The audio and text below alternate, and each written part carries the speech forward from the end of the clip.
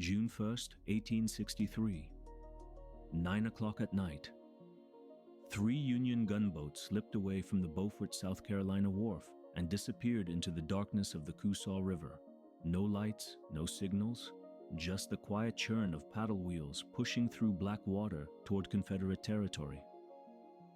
Standing at the helm of the lead vessel, a woman surveyed the river ahead with eyes that had memorized every bend, every hidden sandbar, every deadly secret the Confederates thought was safe. Harriet Tubman, formerly enslaved, now Union scout and spy, carried intelligence that would determine whether 300 black soldiers lived or died in the next few hours. Beneath the waterline, hidden Confederate torpedoes waited to rip the boats apart. One wrong turn meant obliteration. Colonel James Montgomery trusted her completely. The white officers who doubted a black woman could lead a military operation weren't on these boats. The men of the 2nd South Carolina Volunteers, black soldiers who'd fought for this moment, gripped their rifles and waited for what came next. Confederate plantation owners along the Combahee River slept soundly 20 miles upriver, confident their world was secure.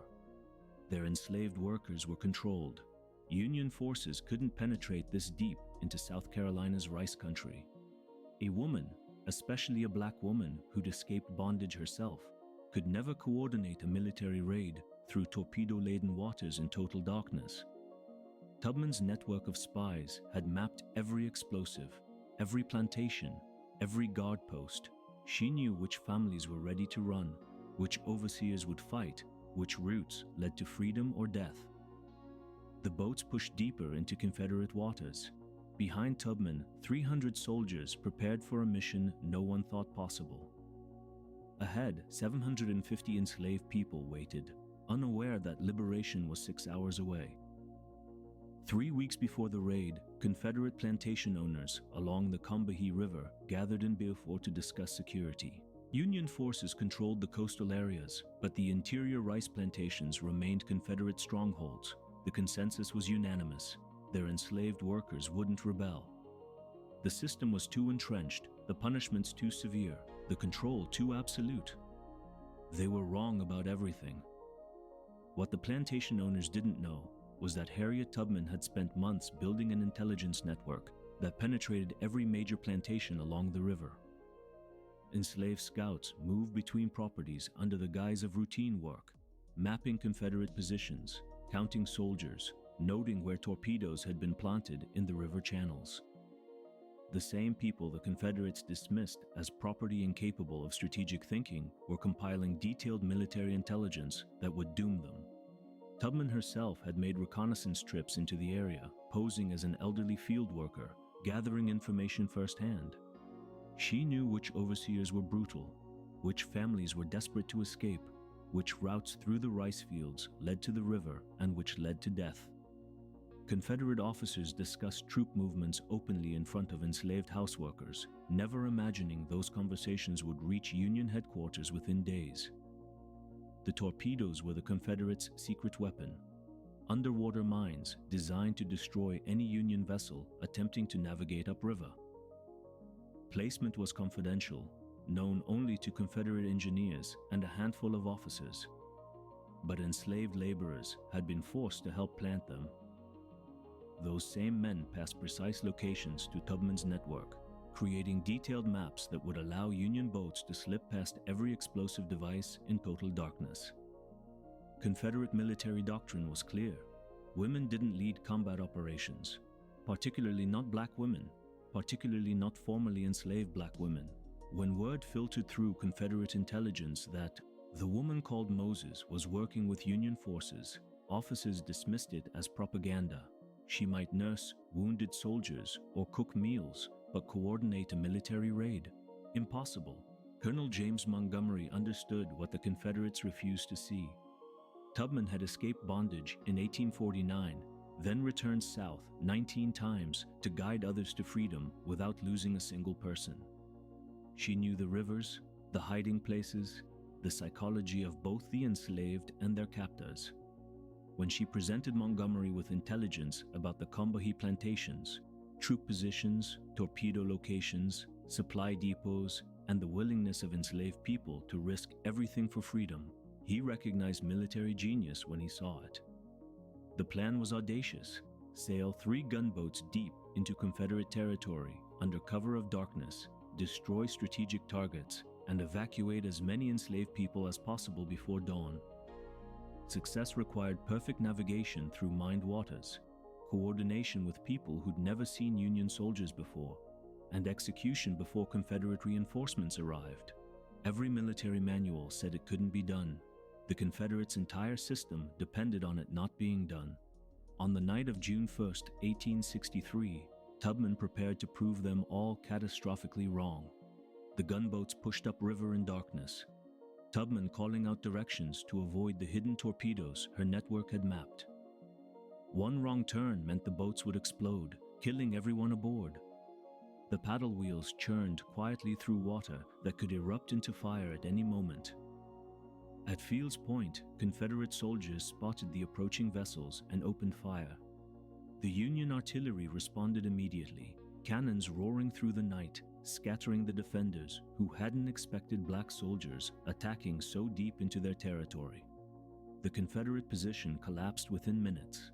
Montgomery left troops to hold the landing and pushed further upriver toward the plantations. Dawn broke as the boats reached the first target. Tubman stood on deck as soldiers poured onto the banks, moving with precision through rice fields toward the plantation houses. The plan was simple: destroy Confederate supplies, liberate everyone willing to run, and get out before reinforcements arrived. Flames erupted across the landscape. Rice mills burned. Cotton warehouses exploded into pillars of smoke. Barns collapsed as Union soldiers systematically dismantled the Confederate supply infrastructure. The economic damage was catastrophic. Thousands of dollars in crops, equipment, and livestock destroyed in minutes. But the real chaos began when enslaved people working the fields saw Union soldiers and realized what was happening. Word spread like wildfire. Hundreds began running toward the river, men carrying tools, women clutching children, families abandoning everything for the chance at freedom. Confederate overseers tried to stop them, threatening violence, but the sight of armed black soldiers providing cover shattered their authority completely. The scene descended into pandemonium. Enslaved people streamed from 7 plantations simultaneously, converging on the riverbanks where the boats waited. Some carried possessions: pigs, chickens, bundles of clothes. Others ran with nothing but the determination to reach those boats before it was too late. The numbers overwhelmed every projection, not dozens, but hundreds, rushing through fields and woods toward salvation. Confederate militia arrived and opened fire. Bullets tore through the crowds. At Oakland Plantation, Overseer William Pipkin spotted a young girl running toward the boats. He pursued her on horseback, closing to within 90 yards, raised his rifle, and shot her dead. She collapsed in the field, the only casualty among those seeking freedom that day. Her name lost to history, but her sacrifice remembered. Union soldiers returned fire, forcing Confederate defenders back. The artillery on the boats provided covering fire, cannons booming across the water to suppress any organized resistance. Montgomery's troops established defensive positions, creating corridors through which the fleeing people could reach safety. Tubman moved among the chaos, helping coordinate the evacuation. She assisted a sick woman carrying 2 pigs toward the boats. When the order came to move quickly, Tubman ran, stepped on her dress, and fell hard, the fabric tearing almost completely off. She later said it was the only flaw in the entire operation, arriving back at the boats with her clothing in shreds. The boats filled beyond capacity. 750 people, more than anyone anticipated, crowded onto vessels designed for far fewer. Children cried, families searched for separated members, but everyone understood. Stay behind meant returning to bondage. Get on those boats meant freedom. By mid-morning, Confederate reinforcements approached. Montgomery gave the order to withdraw. The boats turned downriver, smoke rising from 7 destroyed plantations behind them, carrying more liberated people than any single operation in the entire Civil War. The riverbanks exploded with humanity. 750 people converged on 3 boats, never designed to hold that many souls. Families separated in the chaos shouted names across the water. Children screamed. Livestock squealed. Confederate bullets cracked through the air as militia forces tried desperately to stop the exodus. Harriet Tubman stood at the center of the storm, directing traffic like a general commanding troops. She had planned for chaos, expected it even, but the sheer scale of people rushing toward freedom overwhelmed every calculation. This wasn't an orderly evacuation. This was desperation given wings. A sick woman staggered toward the boats, carrying 2 pigs, her only possessions in the world worth saving. Tubman grabbed 1 pig, helped the woman move faster through the mud and confusion. Around them, Union soldiers held defensive positions, firing at Confederate militia approaching from inland plantations. The covering fire kept the attackers at bay, but bullets still found their way into the crowds. The boats were filling beyond any safe capacity. Montgomery's officers shouted for people to move toward the center, make room for more. Mothers lifted children over the railings. Men formed human chains to pull the elderly and injured aboard. The decks groaned under weight they were never meant to carry. Tubman ran between the shore and the boats, coordinating, encouraging, refusing to leave until every person who wanted freedom had their chance. Her dress caught under her foot mid-stride. She fell hard, the fabric tearing almost completely away.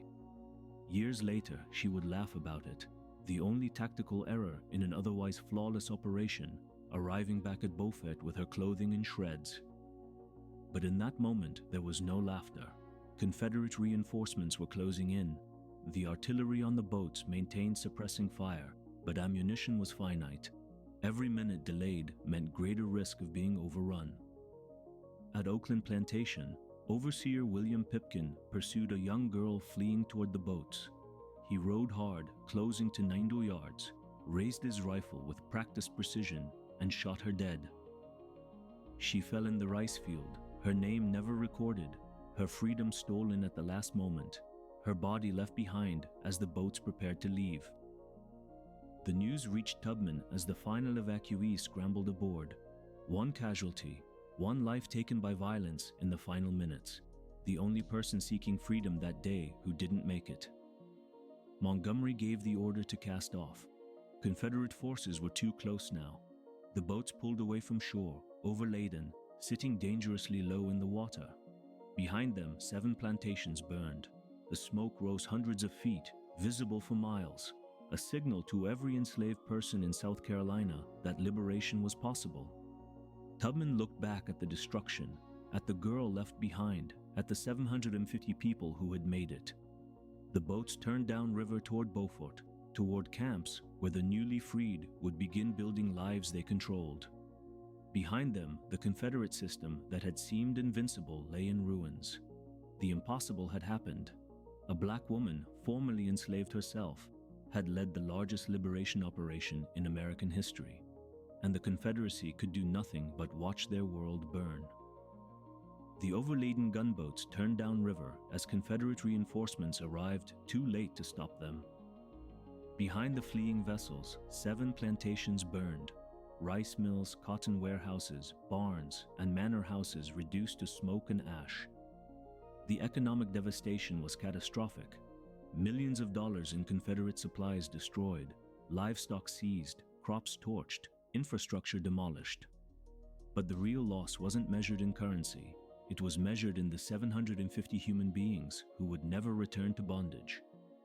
The boats sat dangerously low in the water, packed far beyond safe capacity. Children huddled with mothers. Men who had worked those rice fields for decades stared back at the only world they'd known, watching it burn. Some clutched pigs or chickens, everything they owned in the world. Others carried nothing but hope and the clothes on their backs. Tubman moved among them, offering water, calming the terrified, helping reunite families separated in the chaos. Her torn dress hung in tatters, the only tactical error in an otherwise flawless operation. Years later, she would joke about it, but in that moment, exhaustion and relief washed over her in waves. They had done it. The impossible had happened. The boats reached Beaufort the next morning. Word had already spread, runners bringing news faster than the vessels could travel. Crowds gathered at the docks, stunned by the scale of the operation. 750 people, in one raid, led by a black woman who had herself escaped bondage 14 years earlier. Union officers watched the evacuation with awe and calculation. The strategic value was undeniable. Confederate supply lines severed, economic infrastructure destroyed, plantation labor force liberated. But more importantly, the raid proved what many had doubted. Black troops could execute complex military operations with precision and discipline. The 2nd South Carolina Volunteers had performed flawlessly under fire, demonstrating courage and tactical skill that shattered every racist assumption about their capabilities. The freed people were temporarily housed at First Baptist Church before being transported to resettlement camps on St. Helena Island. Many of the men immediately volunteered for Union military service, joining the regiments that would continue fighting for liberation across South Carolina, Georgia, and Florida.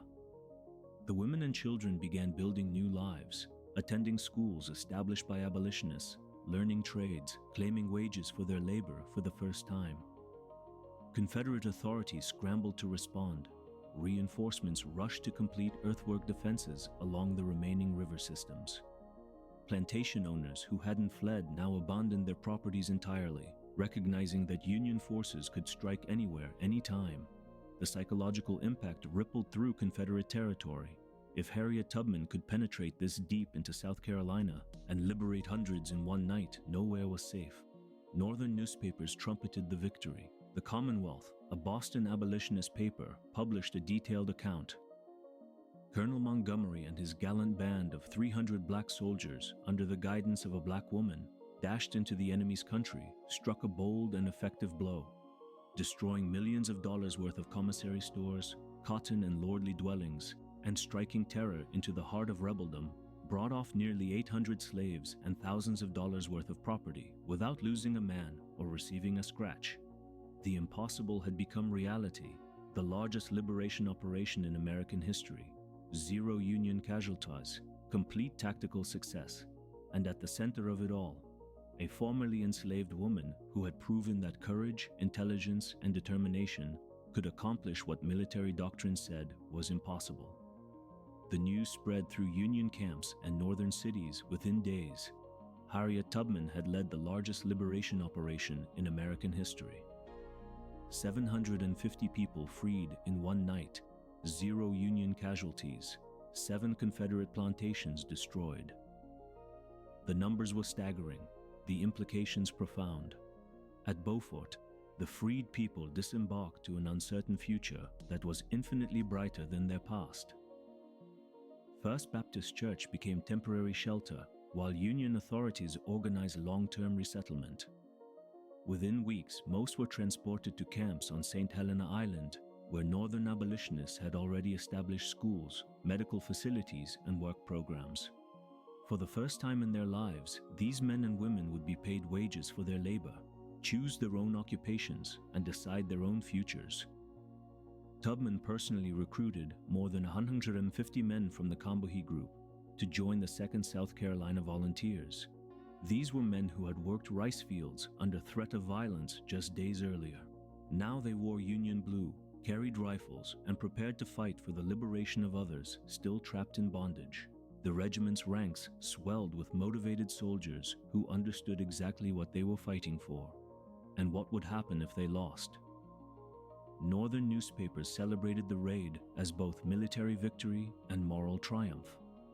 The Commonwealth in Boston reported, Colonel Montgomery and his gallant band of 300 black soldiers, under the guidance of a black woman, dashed into the enemy's country, struck a bold and effective blow, destroying millions of dollars worth of commissary stores, cotton and lordly dwellings, and striking terror into the heart of rebeldom, brought off nearly 800 slaves and thousands of dollars worth of property without losing a man or receiving a scratch.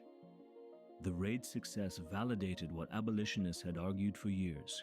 Black soldiers were not just capable of military service, they excelled at it. the 2nd South Carolina Volunteers had executed a complex nighttime operation requiring navigation, intelligence gathering, combat readiness, and crowd control under fire. Every racist assumption about black military capability lay shattered in the ashes of those 7 plantations. Confederate authorities scrambled to respond.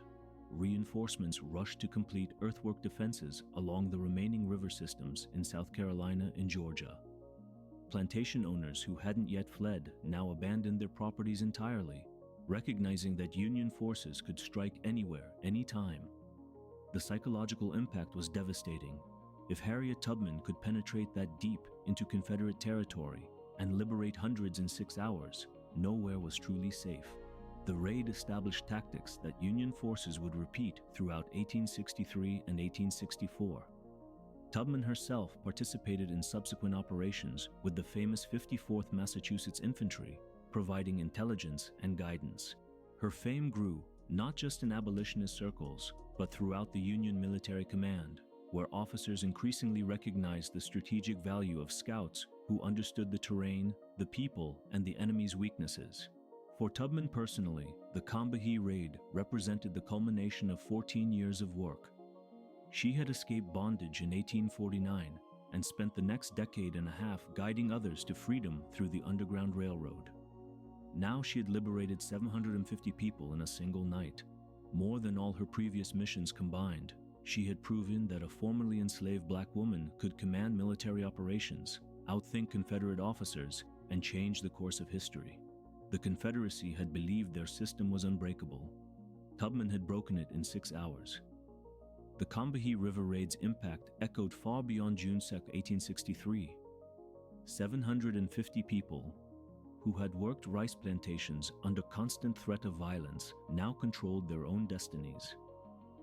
By the end of 1863, more than 150 men liberated in the raid had enlisted in the 2nd South Carolina Volunteers, transforming from agricultural laborers into armed soldiers fighting for the freedom of others still trapped in bondage. They carried the memory of that night, the burning plantations, the dash to the boats, the moment everything changed, into every battle they fought for the rest of the war. The freed women and children established new communities on St. Helena Island and throughout the Sea Islands. Northern abolitionists who had established schools and medical facilities in the region found eager students among the Combahee refugees. Children who had been denied education under Confederate rule now learned to read and write. Adults who had never been paid wages negotiated for their labor and built lives they chose rather than ones forced upon them. Harriet Tubman continued military operations throughout 1863 and 1864, serving with the famous 54th Massachusetts Infantry and other regiments. She provided intelligence, scouted enemy territory, and helped plan raids modeled on the Combahee success. Her reputation grew throughout the Union military, not as a curiosity or exception, but as a proven strategic asset whose judgment commanders trusted absolutely. After the war, she fought for decades to receive military pension recognition for her service, finally succeeding in 1899 when Congress awarded her $20 monthly for her work as a nurse and scout. The raid established tactical precedents that Union forces repeated throughout the South. The combination of black troops, local intelligence from enslaved informants, and targeted destruction of Confederate infrastructure became standard operating procedure for coastal operations in South Carolina, Georgia, and Florida. What had seemed impossible in May 1863 became routine by 1864, proof that the Combahee operation had fundamentally changed military thinking about both black soldiers and guerrilla warfare tactics. History nearly forgot the Combahee raid. While Tubman's Underground Railroad work became legendary, her military service remained obscure for generations. The 750 people freed in 6 hours, the largest single liberation operation in American history, received far less attention than smaller, less successful operations. But in recent decades, historians have recognized the raid's significance. In 2013, South Carolina erected historical markers commemorating the event. In 2017, the National Park Service designated the Combahee River Corridor as part of the Reconstruction-era National Historical Park. The raid proved what many had doubted and what Confederate ideology denied: that black people possessed the intelligence, courage, and capability to plan and execute complex military operations, that a formerly enslaved black woman could outthink Confederate officers, navigate mined rivers in darkness, coordinate mass evacuations under fire, and emerge victorious without losing a single soldier. The Confederacy had built an entire system on the lie that such things were impossible. Harriet Tubman demolished that lie in one night. On June 2, 1863, 750 people walked onto Union gunboats as property. They stepped off as free men, women, and children. The woman who guided them there, who had escaped bondage herself 14 years earlier, became the first woman in American history to lead a major military operation. Her legacy endures not just in the history books that finally tell her story, but in every person who fought for freedom then and every generation since that refuses to accept that liberation is impossible.